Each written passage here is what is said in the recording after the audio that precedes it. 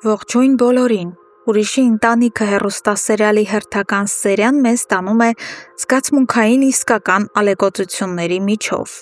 Այսօր մենք ականատես ենք լինում արդարացի ցասման, անուղղելի սխալների եւ ողբերգական որոշումների, որոնք վերջնականապես փոխելու են հերոսների կյանքը։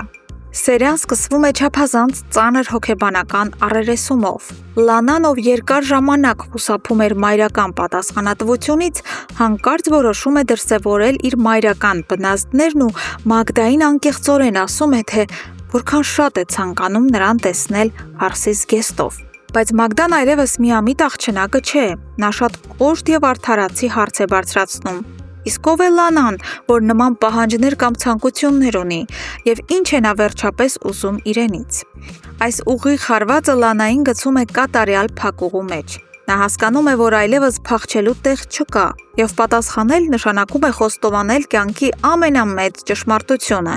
ինչին նա հոգեբանորեն դեռ պատրաստ չէ։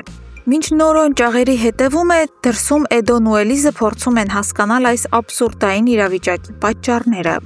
Նրանք վերլուծում են դեպքերն ու վերջապես գտնում գլուխկոտրուկի պակասող մասնիկը։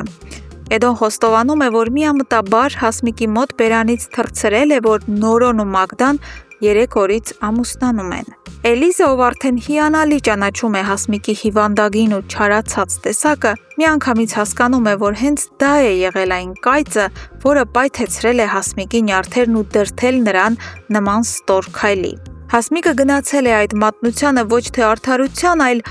կույր խանդի եւ վրեժխնդրության զգացումից դրդված։ Սերիայի ամենաուժեղ եւ տպավորիչ տեսարանը անկասկած Թամար տատի եւ լպրծուն Բաբկենի հանդիպումն է։ Բաբկենը հավատարիմ իր ցինիկ եւ լկտի բնավորությանը տուն վերադառնալով հեգնանքով հարցնում է մորը, թե արդյոք դա մինչև հիմա ոստիկանություն չի կանչել իր հետևից։ Սակայն այս անգամ նա չափն անցավ։ Թամար տատի տարիներով կուտակված ցավի, հիասթափության եւ թորների ապագայի համար վախի բաժակը վերջապես լցվում է։ Մայրը, ով միշտ հանդուրժում էր որդուն, վեր է կենում եւ մի ապտակ է հասցնում Բաբկենին, որը խորհրդանշում է մայրական անվերապահ սիրո ավարտը։ Բաբկենը շոկի մեջ է։ Նա երբեք չէր սպասում նման կոշտ հակահարվածի այն կնոջից, ում միշտ հեշտությամբ մանիպուլյացիայի էր ենթարկում։ Եվ վերջապես, մենք տեսնում ենք չարագործի կործանումը։ Հասմիկը, մնալով մենակ իր մտքերի հետ, վերջապես գիտակցում է իր արածի ողջ հրեշավորությունը։ Նա հասկանում է, որ իր կույր էգոիզմի պատճառով փաստացի կործանել է այն միակ մարդու ճակատագիրն ու ապագան, ում պնդում էր, թե սիրում է։